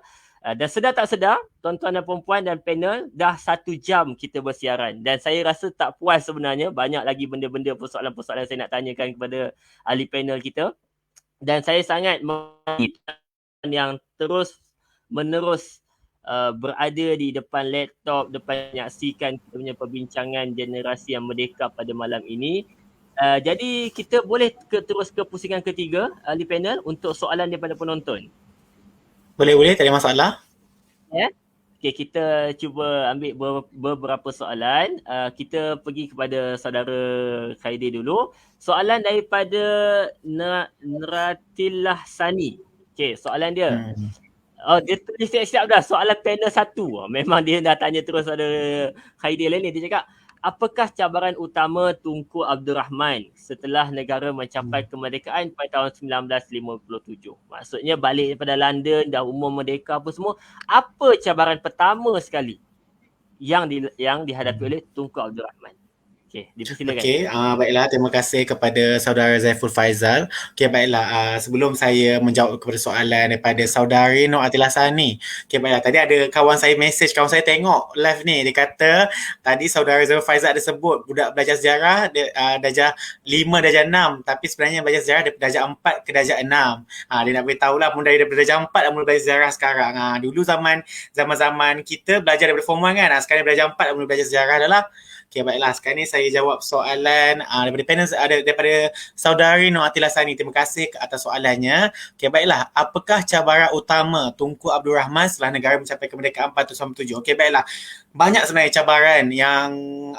cabaran yang Tunku Abdul Rahman yang Tunku Abdul Rahman perlu hadapi setelah negara mencapai kemerdekaan. Yang paling penting adalah ekonomi. Bayangkan kita bina sebuah negara yang baru. Bayangkan kita tak bergantung pada orang lain, kita kena stabilkan ekonomi kita. Bayangkan itu adalah benda yang paling sampai sekarang pun masalah tu berlaku, iaitu pembangunan di luar bandar. Itu adalah perkara yang Tunku Abdul Rahman perlu, itu masalah cabaran utama lah Tunku Abdul Rahman yang perlu dihadapi pada tahun 97. Baiklah, tapi kepimpinan Tunku Abdul Rahman ni banyak teruji disebabkan oleh masalah diplomatik daripada tahun 1957 sampai 1971 beliau menjadi Perdana Menteri. 14 tahun beliau jadi Perdana Menteri. Masalah diplomatik lah masalah yang paling banyak beliau hadapi. Yang pertama sekali kita tahu, pertama sekali adalah konfrontasi Malaysia dengan Indonesia. Kalau kita belajar sejarah, Malaysia dan Indonesia mempunyai hubungan sangat rapat seperti abang dan adik. Sebab tu kita selalu panggil, kita ni serumpun. Itu memang selalu kita dengar lah. Tapi ada berlakunya masalah hubungan konfrontasi Malaysia dan Indonesia. Lepas tu ada pula masalah tuntutan Filipina terhadap Sabah apabila Sabah masuk, apabila Sabah join Malaysia, join Tanah Melayu sebagai Malaysia. Ada pula tuntutan yang berlaku terhadap Sabah daripada Filipina. Sebab tu bagi saya dua benda ni, iaitu pertama sekali dasar luar, yang kedua adalah ekonomi merupakan cabaran utama yang dihadapi oleh Tunku Abdul Rahman apabila negara mencapai kemerdekaan. Yang paling penting kemuncak kepada permasalahan ataupun yang perlu dihadapi adalah perpaduan kaum, iaitu apa yang kita tahulah yang berlaku pada 13 Mei 1969 yang telah berlakunya rusuhan kaum yang menyebabkan krisis kepada pemerintahan beliau apabila beliau mencapai negara kemerdekaan. Benda itu memang dijangka kerana kita seperti bayi yang baru lahir. Kita hidup semula dengan pemerintahan kita sendiri. Kita tak ada guide daripada mana-mana negara. Kita kena hidup dengan kita punya cara sendiri. Sebab tu masalah-masalah seperti itu pasti akan berlaku dan memang berlaku, dan kita harap sejarah tak akan berulang. Saya harap selaku rakyat Malaysia kita akan terus hidup harmoni antara satu sama lain, menghormati agama orang lain, menghormati bangsa orang lain, dan insya-Allah kita semua akan sentiasa hidup dengan aman. Okay, baiklah, itu jawapan saya lah untuk soalan daripada Puan Nur Atila Sani lah. Okey, baik, terima kasih. Kita teruskan kepada soalan penonton yang kedua. Kita raikan lagi soalan daripada penonton untuk panel yang kedua. Jika ada, boleh tolong naikkan soalan. Untuk makluman, kita malam ini di sebalik tabir rakan Bro Didik Production juga, itu saudara Ahmad Zulaini yang betul-betul lumus di belakang tabir untuk set up kita punya program pada malam ini. Soalan untuk panel kedua, saudari Aiman Natasha daripada Muhammad Fadli Azhar. Pandangan saudari tentang penekanan industri hiburan terhadap nilai patriotisme dan sejarah terhadap negara. Apa penekanan industri hiburan ni terhadap nilai patriotisme? Apa pandangan saudari Natasha? Sebabnya terima kasih saudara Zaiful dan juga terima kasih juga kepada saudara Fadil atas soalan yang menarik. So betul juga, memang boleh kata kebanyakan masa ni memang kita tekankan patriotisme ni melalui industri hiburan. Sebab itu yang boleh kata macam mungkin paling signifikan mungkin pada masyarakat Malaysia. Tapi bila kita cakap pasal hiburan pula, kita ada pelbagai lah, sama ada cerita, ada macam konsert ke, macam zaman dulu kan, konsert. Ataupun yang paling lebih signifikan ialah lebih kepada macam tarian kebudayaan, macam persembahan kebudayaan lah, macam tu. Tapi bila kita sebut pasal perkara-perkara macam ni, industri hiburan, persembahan kebudayaan apa semua ni, sebenarnya dia macam ada satu macam boleh kata pertembungan lah di antara budaya dan agama tu sendiri. Jadi bila kita sebut pasal kalau ini berkenaan kebudayaan tu lah, tapi kalau berkenaan dengan kalau berkenaan dengan macam kita panggil konsep tu, waktu saya akan cakap kemudian. Okey. Berkenaan kebudayaan ni sebenarnya memang ada guideline dia sendiri. Macam mana untuk kita ketengahkan budaya kita melalui itulah macam perkara-perkara kebudayaan ni. Dan sebenarnya dia setahu saya memang ada macam dipanggil satu badan yang akan macam boleh kata check lah, semak sama ada perkara ni macam dia bertepatan dengan syariat ke tidak. Sebab itulah kita ada JAKIM sendiri kan dekat Malaysia. Jadi untuk bahagian kebudayaan tu kita boleh kata kita dah boleh kata berlepas diri lah. Sebabnya kita dah ada badan yang akan menyimak perkara-perkara tu lah. Jadi kalau kita sebut berkenaan konsert pula, konsert ni sebenarnya memang macam tu. Memang biasanya orang nampak signifikannya dengan untuk naikkan semangat patriotik melalui konsert. Tapi sebenarnya kalau kita tengok, kalau kita kurang sebenarnya pendedahan semangat patriotisme dalam kalangan agamawan. Itu antara sebab utama jugalah yang saya paling nampak sebenarnya. Sebab apa? Sebab bila kalau agamawan sendiri yang mengetengahkan konsep patriotisme pada waktu-waktu kemerdekaan, semestinya lah orang ada pilihan. Kita nak hiburan ataupun kita nakkan macam kerohanian lah macam itu kan.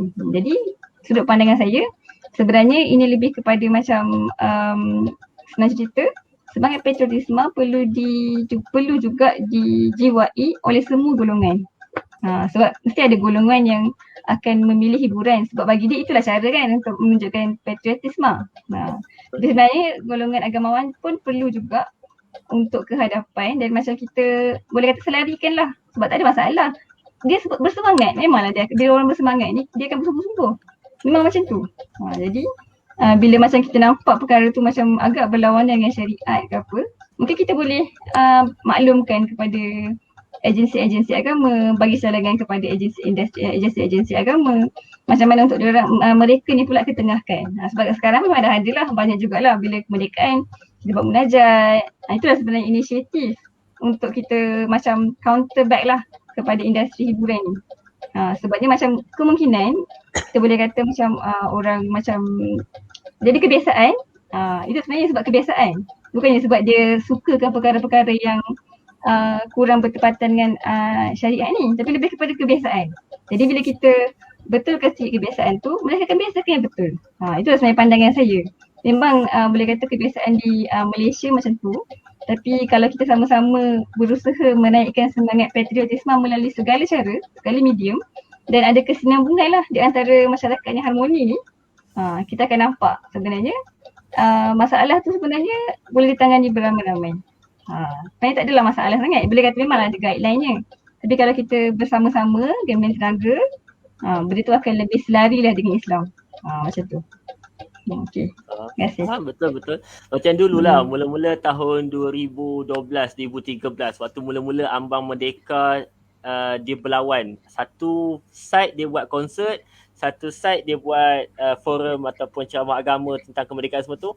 Waktu tu dia macam masyarakat terkejut lagi waktu tu.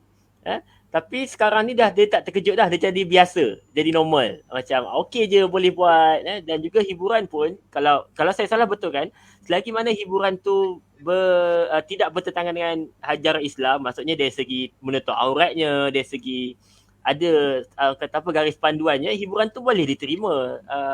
Bahasa mudahnya begitulah macam saudara Aiman kata tadi. Asalkan dia jangan bercanggah dengan ajaran Islam. Baik. Kita pergi kepada soalan malam ni. Memang alhamdulillah meriah betul kita punya ruangan komen dengan hujanan soalan-soalan. Cuma saya pun seronok juga sebab saya tukang baca soalan, yang jawab bukan saya. Jadi kita bagi panel kita jawab soalan-soalan. Okey, soalan seterusnya saya minta daripada Muhammad Syamil. Muhammad Syamil ni juga salah seorang daripada penonton setia kita lah. Alhamdulillah, terima kasih. Muhammad Syamil ni di Sarawak beliau ni. Pernah juga kita jemput sebagai panel. Hari ni dia bertanya soalan.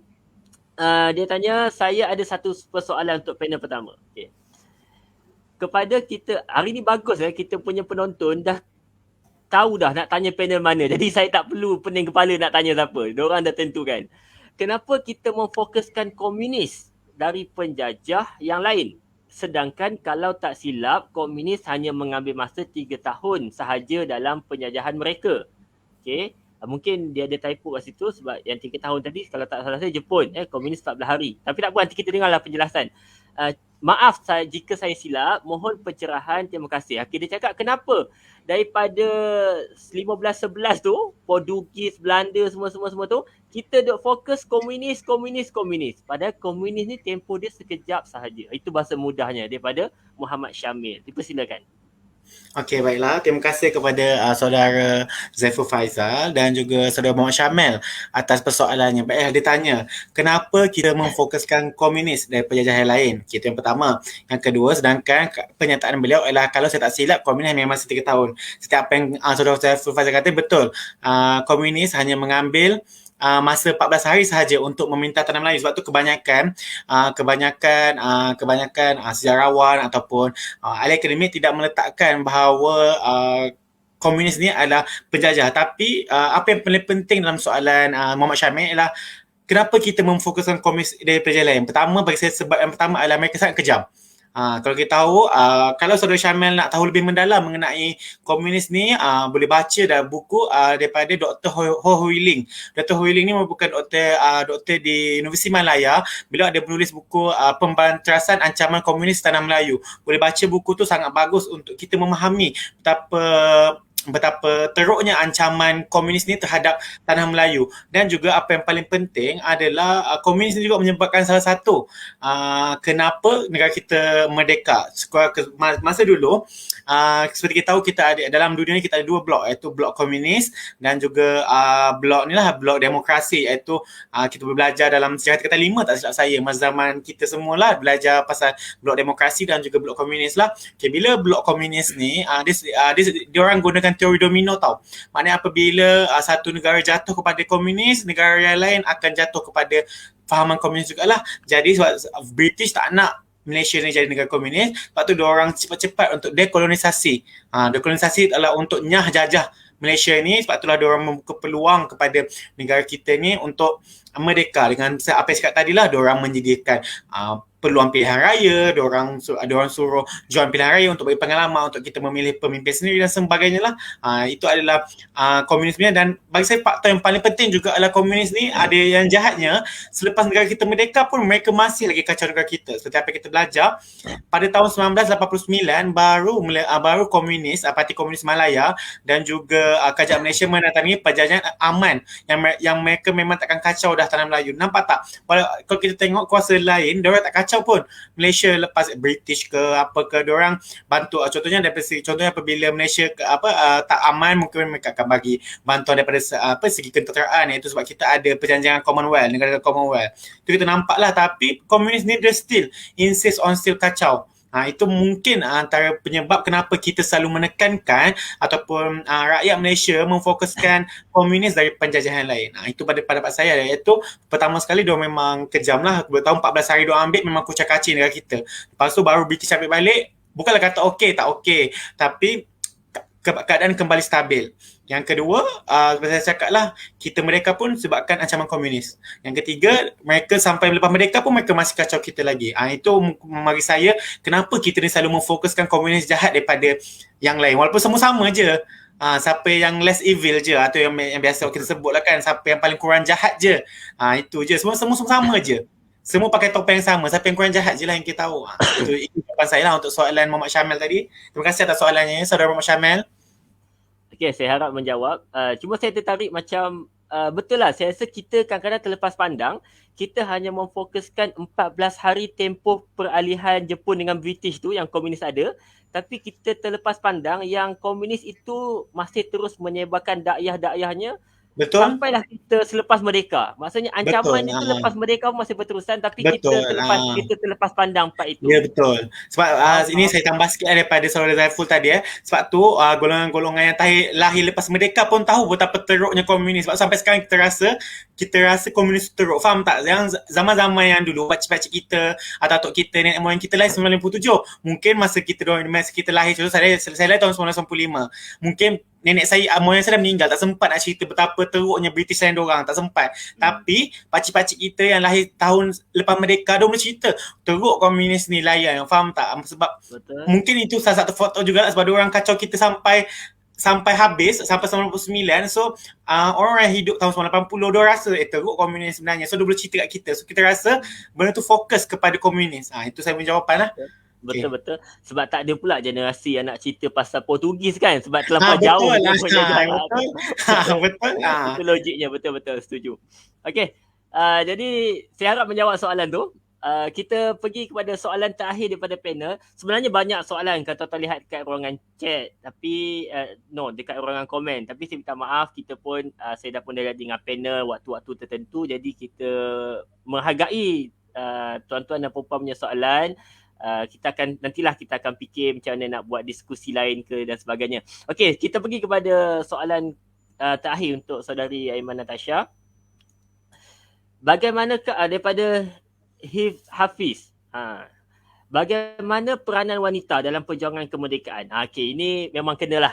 Wanita ni, apa peranan wanita dalam mencapai kemerdekaan dan perjuangan kemerdekaan ni? Mungkin boleh relatekan juga sekarang. Dah merdeka ni pun apa peranan wanita ni? Jadi bersilakan. Okey, terima kasih. Soalan tu menarik sebab jarang kita mengetengahkan wanita. Macam boleh kata dalam buku sejarah pun kita jarang nampak nama wanita. Buku sejarah sekolah lah maksudnya. Kalau buku sejarah tambahan kita akan jumpalah nama-nama yang ada sebenarnya wanita-wanita ni dalam kemerdekaan Malaysia yang sebelum ni. Tapi itu bukan bidang saya untuk kupas dari segi sejarah. Tapi tak apalah, nanti mungkin ada yang kalau nak lebih detail yang itu boleh PM saudara Khairi kan, macam mana perjuangan wanita pada zaman kemerdekaan bla bla bla apa semua. Cuma macam dari segi sudut pandang seorang wanita, apa sebenarnya peranan yang saya lah dan kawan-kawan saya boleh lakukan dalam perjuangan kemerdekaan ni kan. Antara yang paling mudah dan yang paling penting dalam perjuangan meneruskan kemerdekaan ni ialah yang pertama ilmu. Kita kena tahu dulu nilai kemerdekaan tu besar mana pada diri kita, pada kesyukuran kita setiap hari tu. Kita kena betul-betul faham. Bila kita betul-betul faham, barulah kita betul-betul boleh betul-betul menjiwai dan memperjuangkan lagi kemerdekaan tu.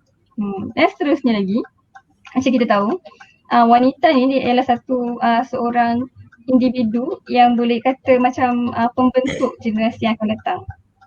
Jadi sebab itulah dia kena tahu dulu, dia kena tahu dia ada ilmu, dia kena menjiwai dulu macam mana sebenarnya kemerdekaan tu berlaku dan macam mana sebenarnya nilai negara kita sendiri terhadap kita dan keluarga kita dan sebagainya. Barulah kita boleh terapkan kepada generasi-generasi selepas itu. So mungkin wanita kurang diketengahkan ataupun macam kurang kita lihatlah kurang ternampak di perkara-perkara tempat-tempat yang tinggi macam tu. Tapi tak bermakna kita kurang berperanan. Sebabnya kadang-kadang yang di belakang tabir je lagi berperanan. Cuba kita tengok macam program kita hari ni pun, macam saudara Ahmad kan, dia di belakang tabir. Tapi dia sebenarnya yang beranak kan, dia sebenarnya sibuk setiap masa. Kita kan ada masa kita lihat, ada masa kita dengar. Tapi mungkin saudara Ahmad dia tak dapat dengar pun apa perbincangan kita hari ni sebab dia fokus kepada untuk smoothkan perjalanan tu. Itulah Tolong sebenarnya up sikit gambar saudara Ahmad. Mana saudara Ahmad? Jadi kita pun nampak tu saudara Ahmad tak ada kat sini kan, tapi dia boleh sebut kan. So kita pun dapat itulah sebenarnya sebesar itulah peranan seorang wanita. Nampak macam membentuk generasi akan datang. Tapi generasi itulah yang terjadi Perdana Menteri. Generasi itulah juga yang terjadi cikgu. Sejarah akan datang.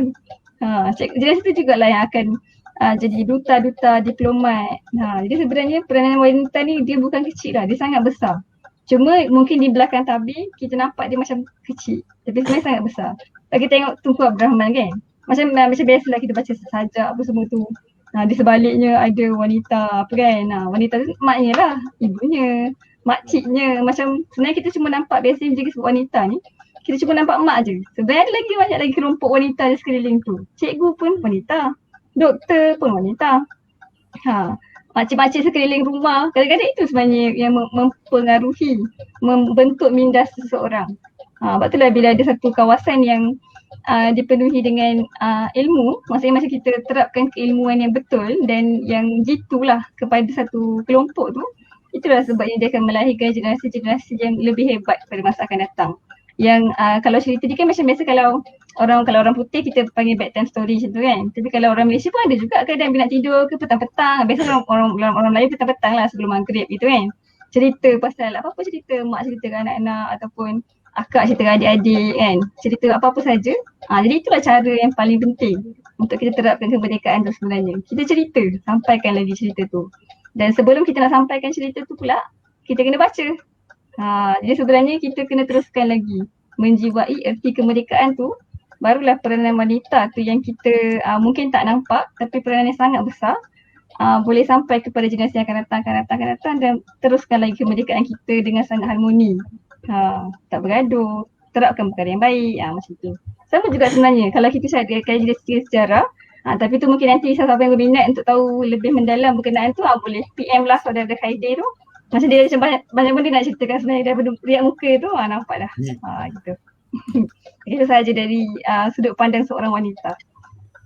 Okey, terima kasih. Memang kita perlukan sudut pandang pada seorang wanita. Kalau sudut pandang, dia bukanlah bias, saya betul je benda tu. Sebab kalau kita lihat, kalau kita, saya tak tahulah betul ke tak sebab saya pun tengok daripada cerita-cerita, daripada pembacaan.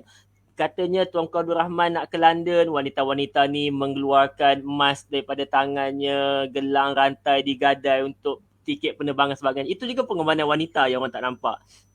Dan juga ada kata-kata yang sangat terkenal, selalu orang sebut di sebalik kejayaan seorang suami ada isteri di belakangnya. Maksudnya dia saling memerlukan dan wanita memainkan peranan yang sangat penting. Contoh malam ni, kalau tak ada saudari Natasha Aiman, mungkin tidak ada serinya dalam forum kita pada hari ini.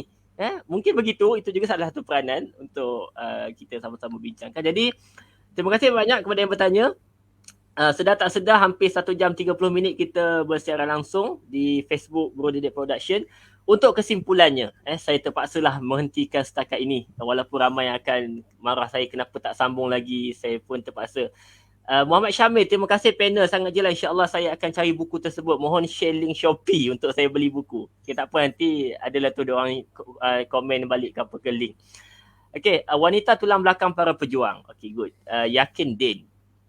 Untuk kesimpulannya, dalam masa 2 minit seorang, saya bagi peluang terakhir. Kita mula dengan saudara Khairil Bustami dulu. Kesimpulan perbincangan tentang generasi yang merdeka pada malam ini. Dipersilakan. Okay, baiklah. Terima kasih kepada saudara Faizal. Baiklah, apa kesimpulan saya daripada perbincangan kita pada hari ini adalah kita semua, bukan sahaja cikgu iaitu Ustaz Zaiful Faizal, bukan sahaja pegawai kerajaan seperti Puan Natasha Aiman, saya sendiri, kita semua perlu mainkan peranan yang bersama-sama.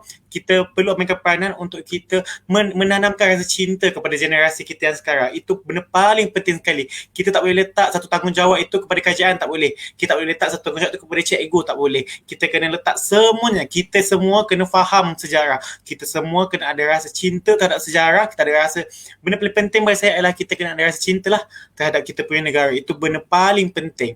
Itu bagi saya, nationalism ni, benda yang patriotism ni adalah perasaan cintakan negara yang mana kita rasa kita sanggup berkorban untuk negara kita. So saya rasa benda yang paling penting dan apa yang saya dapat simpulkan daripada zaman dulu lagi, kita semua, tidak kisah bangsa Melayu, Cina, India, Dayak, Iban, semua bersatu padu dalam membina negara kita pada zaman sekarang. Tak ada yang lebih banyak, tak ada. Kita semua sama-sama, semua mengambil peranan yang masing-masing dalam kita membina negara Malaysia yang kita duduk pada zaman sekarang ini.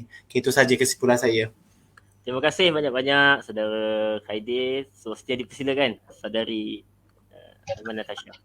Okey, dari sudut pandang saya, bila kita simpulkan dari segi sudut pandang Islam kan, macam mana untuk kita menjiwai dan meneruskan generasi merdeka ni ke masa akan datang, ialah kita kena teruskan lagi memaknai syukur kita dengan lebih dalam lagi. Kita selalu menyebut syukur, tapi mungkin kadang-kadang syukur tu kita kena bincangkan. Bila kita bincangkan, bila kita ni, sebenarnya banyak sangat benda yang kita boleh syukurkan. Walaupun dia nampak macam kecil, tapi disebabkan kesyukuran tu, kita pun tahu dalam Quran disebut, barang siapa yang bersyukur, maka Allah akan tambah. Jadi kalau kita mahu kemerdekaan kita ni berterusan, ditambahkan lagi tempoh kemerdekaan kita, insya-Allah sampai bila-bila, kita bersyukur lagi. Kita kena banyakkan lagi bersyukur.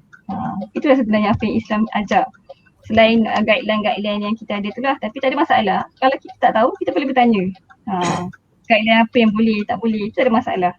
Tapi apa yang lagi penting daripada itu ialah kita kena menjiwai dengan sebenar-benarnya kesyukuran kita memiliki negara yang merdeka. Sebab banyak dari sebab kita nampak negara-negara Arab lah, kita panggil negara-negara Islam sebab kita tak nak kategorikan lah negara Islam ke negara bukan Islam. Tapi boleh kata negara-negara Arab banyak yang macam banyak peperangan.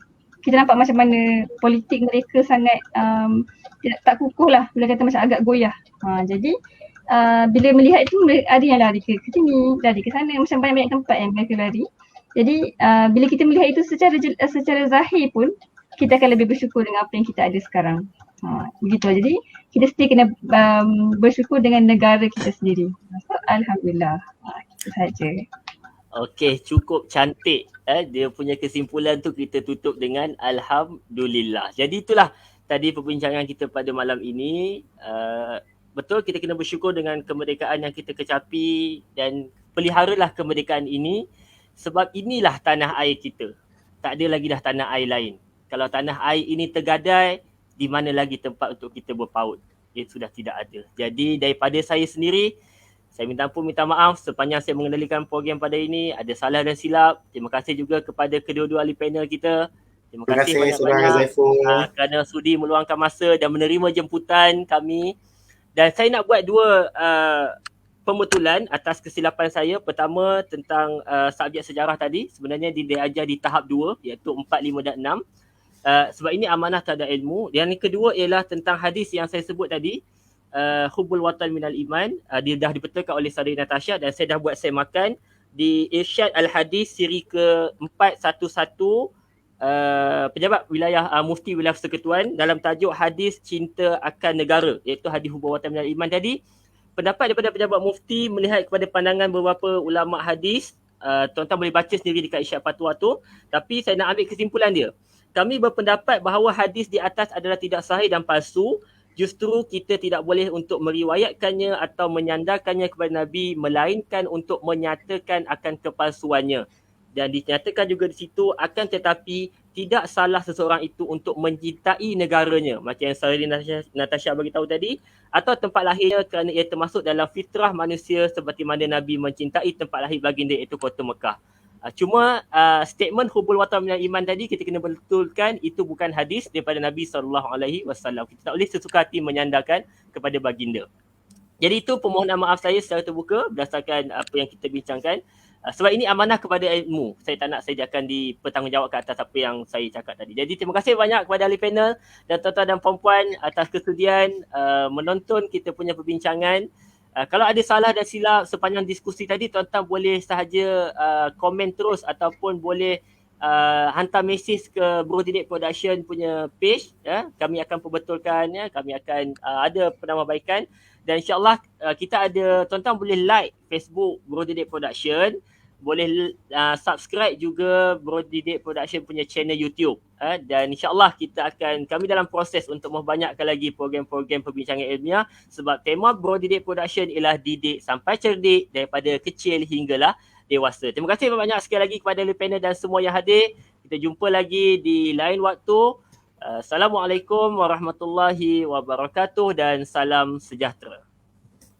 Sayang anak Malaysia, sayang anak Malaysia, sayang anak Malaysia, sayang anak Malaysia.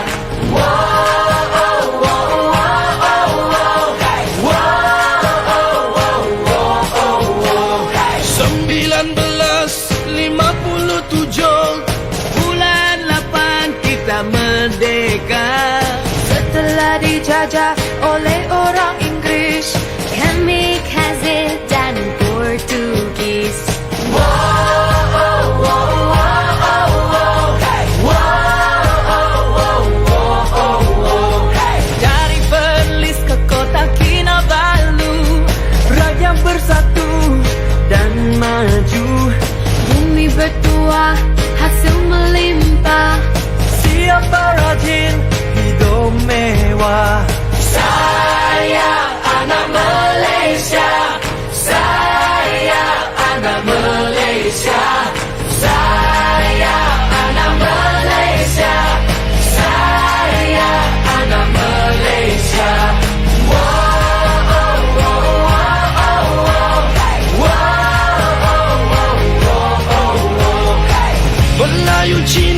Iban India, kadasan Portugis pun ada. Semua kaya dengan budaya, di bawah kibaran satu bendera. Saya anak Malaysia, saya anak Malaysia, saya anak Malaysia, saya anak Malaysia. Hujan emas di negeri orang, Hujan batu di negeri kita, walaupun cantik negeri orang, tentunya Malaysia cantik lagi. Melayu, Cina, Iban, India, kadasan Portugis pun ada. Semua kaya dengan budaya, di bawah kibaran satu bendera. Saya anak Malaysia, saya anak Malaysia, saya anak Malaysia, saya anak Malaysia, saya anak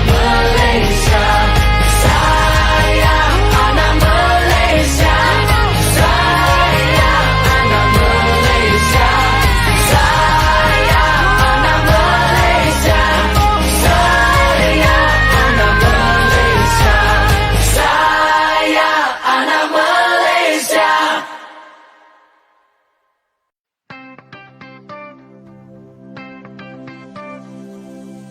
31 bulan 8 57 Perjuangkan, pertahankan tanah airku.